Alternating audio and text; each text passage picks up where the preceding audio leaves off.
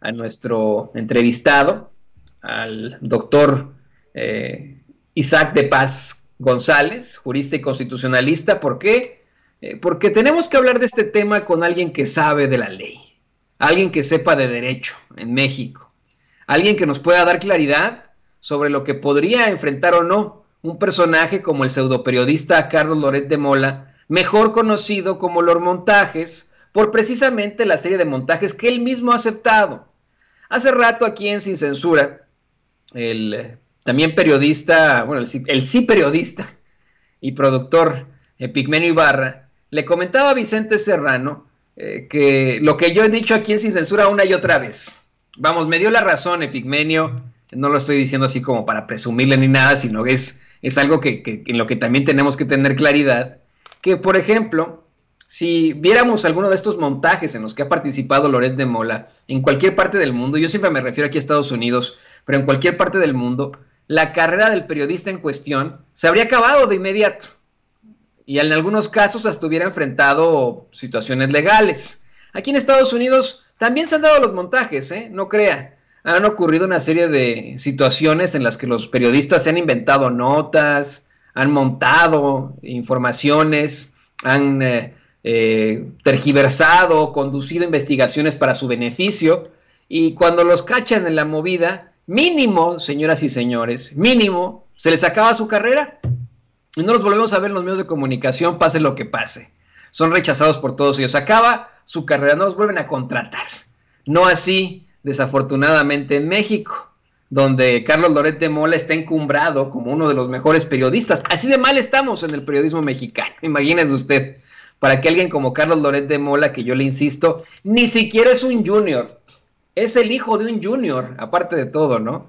Es el hijo del junior que, pues su papito era el gobernador de Yucatán, si no me equivoco. Lo meten en los medios de comunicación y por supuesto que me refiero a Rafael Loret de Mola. Se vuelve politicazo, intenta buscar también puestos políticos, le dan uno que otro por ahí en Mérida, si no me equivoco, le dan programas taurinos a su corta edad, todo un juniorzazo, Rafael Loret de Mola. Pero imagínense ahora, llega el tercero, ¿no? Ya ni siquiera es junior, es el hijo de un junior que, insisto, ¿no? Estudia en el ITAM economía, tiene sus pininos en una agencia de información, si no me equivoco, en un principio, y saliendo de ese trabajo que tuvo, de inmediato entra a Televisa, y de inmediato le abren las puertas y le dicen: señor Carlos Loret de Mola, le vamos a dar la corresponsalía de guerra inmediatamente a usted, en usted confiamos. No, o sea, situaciones muy, muy lamentables que han venido ocurriendo en México y desafortunadamente, ¿no? Esos son nuestros principales representantes del periodismo en México. Y podría quedarse solamente en las palabras. Podríamos quedarnos nada más y nada menos que en simple y sencillamente usted que nos ve, que nos escucha, decir: bueno, pues yo no le vuelvo a poner al canal o medio que ponga a Carlos Loret de Mola y se acabó, y para mí ya su carrera está acabada. Pero señoras y señores, podría también tener algún tipo de repercusión legal. Carlos Loret de Mola sí le destruyó la vida a Israel Vallarta, es parte de le destruir la vida a una persona. Si usted no lo sabe, no ha tenido usted la tragedia humana de enfrentarse a esto, de la tragedia familiar, pues es algo sumamente terrible que alguien caiga en prisión, algún miembro de la familia o uno mismo. Es una situación absolutamente terrible y por supuesto que conllevaría algún tipo de responsabilidad si se provoca, se fabrica un delito con tal de que una persona pues se enfrente a lo más terrible que es esa cárcel, esa prisión, esa suerte en la sombra. Y por eso le pedí a nuestro queridísimo compañero de Sin Censura, usted lo sabe, él tiene su espacio aquí en Sin Censura, al jurista y constitucionalista doctor Isaac de Paz González, que nos acompañe para darnos más claridad sobre este caso. Doctor, muy bienvenido a su espacio. ¿Cómo le va? Muy buena tarde, Toño. Muchísimas gracias. ¿Cómo te va? ¿Qué tal? Saludos a toda la audiencia de Sin Censura. Pues aquí más que listos y preparados para obtener un poco de su conocimiento, que nos comparta. Y me voy a ir directamente a la pregunta, doctor. Ante este panorama que vemos de un personaje como Carlos Loret de Mola, que sí podríamos decir es una persona poderosa en México, tiene dominio sobre medios de comunicación, tiene grandes contactos, es nieto de un gobernador, imagínese usted, termina siendo desafortunadamente una de las figuras del periodismo mexicano, y al estar en estas esferas del poder, en lo mediáticas, pues es parte de un montaje que le destruye la vida a una persona. Y él ya lo aceptó, hasta ha ofrecido disculpas.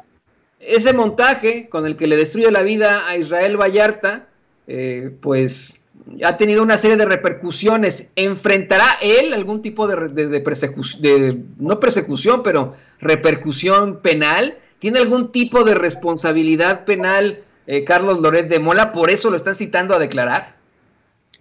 Bueno, está citado en relación con los hechos de la causa penal que se le sigue a Israel Vallarta. Es decir, está citado en su calidad de testigo.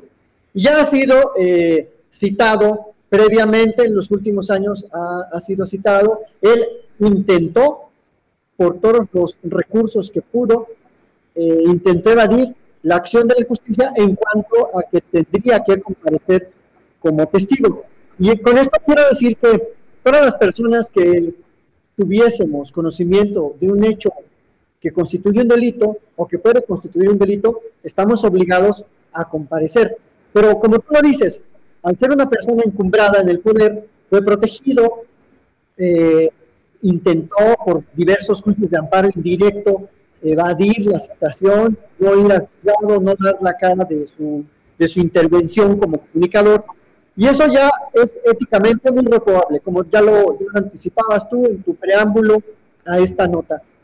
Ahora bien, para que un sujeto de esta naturaleza tenga responsabilidad penal, tenemos que ver qué señalan las leyes penales, qué diría o qué dice el Código Penal, en este caso el Código Penal Federal, porque es una conducta del ámbito federal. Entonces, el artículo 247, capítulo 5 del Código Penal Federal, mi querido Toño, para que la audiencia sepa que hablamos con total objetividad, señala lo siguiente: es un capítulo que se refiere a la falsedad de declaraciones judiciales en informes dados a una autoridad. Tiene varias hipótesis, varios supuestos en que una persona se puede ubicar para ser acreedor a una investigación y a una sanción penal. La que llama la atención y que pudiera ser la que le aplica a este caballero de los medios de comunicación, de los medios chayoteros de comunicación, para ser más precisos, es el artículo 247. Dice: se impondrán de 5 a 12 años de prisión y 300 a 500 días multa al que, examinado por la autoridad judicial como testigo o perito, faltare a la verdad sobre el hecho que se trata de averiguar, como aspectos, cantidades, calidades u otras circunstancias que sean relevantes para establecer el sentido de una opinión o dictamen, ya sea afirmando o negando u ocultando maliciosamente la existencia de algún dato que pueda servir de prueba de la verdad o falsedad del hecho principal, o que aumente o disminuya su gravedad, o que sirva para establecer la naturaleza o particularidades del orden técnico-científico que imponen para que la autoridad pronuncie su resolución sobre materia cuestionada en el asunto donde el testimonio o la opinión pericial se viertan. Cierro ya las comillas, ahí termina este artículo 247 bis del Código Penal Federal. ¿Cuál es lo que es de dominio público? Porque él lo ha dicho, él se ha disculpado, él ha dicho que no sabía que era un montaje, que no se dio cuenta. ¿Y cuál es aquí la posible, conducta de este sujeto? Bueno, pues ya está siendo examinado y ya fue examinado varias veces en ese proceso penal. Ahora, en la audiencia del día de hoy fue un careo con personas que en aquel entonces fungían dentro de la empresa con algún papel relevante en este famosísimo noticiero Primero Noticias.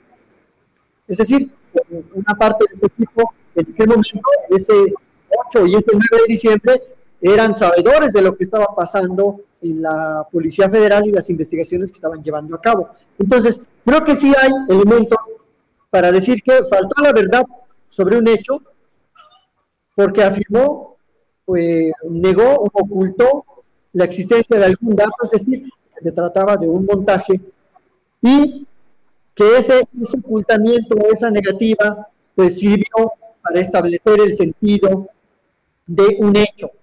En este caso de un hecho imputado a varias personas. Entonces, hasta ahorita tenemos apenas los elementos de la conducta que se están construyendo con la propia declaración que él ha dado a las autoridades judiciales, o con el cúmulo de declaraciones que ha dado, porque no es una sino varias, con las declaraciones de otros testigos, y con de la propia Laura Barranco y de las otras personas que están ahí, y con el propio señalamiento de Israel Vallarta, más los señalamientos que hagan o que respondan los ejecutivos de Televisa. Entonces, desde mi punto de vista, sí se puede, sí hay elementos de la conducta para que se configure este delito que se llama falsedad en declaraciones judiciales y en informes dados a una autoridad. Creo que claramente sí se ubica él en esa hipótesis. Claro, va a depender también de una denuncia que tendría que hacer Israel Vallarta o su familia, de que eso, de todo este, digamos, este material investigativo, que ya es una documental pública y un proceso penal, ahora se aporte como acusación ante la Fiscalía General de la República. Y pues en este caso tendría responsabilidad penal Carlos Loret de Mola. Sin perjuicio de otros señalamientos, de otras, digamos, responsabilidades civiles por el daño moral, el daño psicológico que le ha causado a los Vallarta, pues digamos, particularmente a Israel. Pero eso es otra vía, esa es la vía de la vía civil, que una persona tiene derecho a reclamarle a otra por el daño moral, el daño psicológico, por su reputación, por su honor, por la honra, por todo ese descrédito que sufrió debido al montaje en el que pues, estuvo participando. No podemos decir si lo planeó él, pero él estuvo participando activamente en ese montaje. Así es lo que te podría decir a grandes rasgos, Toño. Doctor, pero bueno, estamos hablando en primer caso de este delito que se tipifica como falsedad de declaraciones, está en el artículo 247 del Código Penal Federal, y es, vamos, en caso de un interrogatorio, o sea, es una declaración, incluso, bueno, estamos hablando de 4 a 8 años de prisión y de 100 a 300 días de multa, lo que usted, pues, bueno, le vamos a decir al público consentidor de Sin Censura, se queda como un delito menor, ya que la media pues no alcanza ni los 5 años, por lo cual podría llevar, por ejemplo, su proceso en libertad, y aparte, en caso de perder ese proceso, en caso de no, bueno, vamos, de tener, de que sea negativo en contra de él, pues podría pagar una multa y se acabó. Pero no se podría también pensar en la fabricación del delito como algún otro algún otro tipo de situaciones a perseguir en esta responsabilidad penal. No hay alguna alguna ley dentro del Código Penal que considere la fabricación de un delito en perjuicio de una persona. Fíjate que depende, Toño, del elemento subjetivo y de lo que vaya sucediendo en los próximos días, porque efectivamente puede ser que él pudiera tener una responsabilidad por participar o ser coautor de una fabricación de un delito. Pero también hay que recordar, Toño, que los hechos ocurrieron en el 2005 y en aquel momento la responsabilidad penal de los particulares cuando intervenían en este tipo de actos era muy endeble.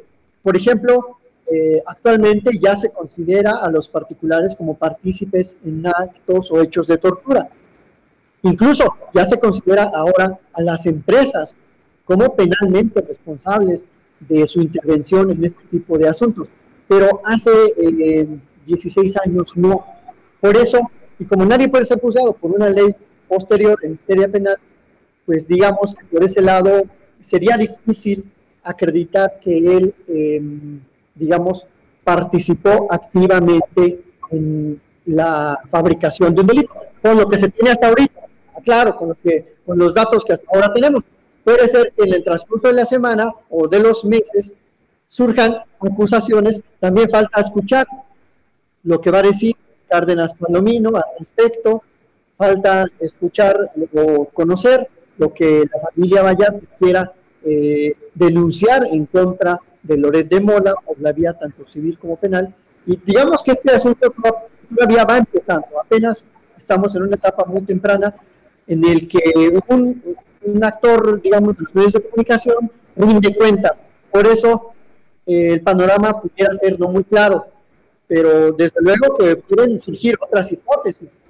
Incluso puede surgir la hipótesis si él estuvo al tanto de la tortura, o si acordaron, se pusieron de acuerdo en que iban a golpear a Israel Vallarta. Y eso puede dar pie a un delito mucho más grave, como la tortura.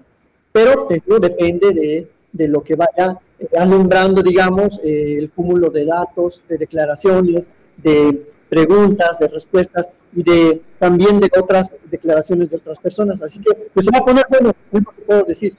Digo, no es un show, pero bueno, es interesante como un actor de los medios de comunicación rinde cuentas y tiene que rendir, porque todos estamos obligados en los medios de comunicación a actuar con ética, con respeto a las leyes. Y no puede decir, yo no sabía, yo no la conozco. Pues es tu obligación saberlas. Entonces, eso es lo que está pasando. Muy interesante, doctor, lo que nos plantea, y por supuesto que estaremos muy, muy pendientes. Al momento no sabemos si continúa esta audiencia, pero estaremos muy, muy pendientes para darle a conocer al público consentidor de Sin Censura. Mientras tanto, le ruego por favor que nos comparta sus redes sociales y tal vez algunos de los temas que podría estar compartiendo este fin de semana también aquí en Sin Censura con Vicente Serrano. Pues me pueden seguir en @Isaac de Paz con Z en Twitter y en Isaac de Paz González, mi canal de YouTube. Y por supuesto que estaremos en la semana y el fin de semana analizando los temas constitucionales aquí en Sin Censura. Muchísimas gracias, y un saludo a todo el equipo y a Vicente también. Gracias a usted, doctor, más que a la orden. Muy interesante lo que nos comentó aquí en Sin Censura y muy, muy puntual. Gracias al doctor Isaac de Paz González.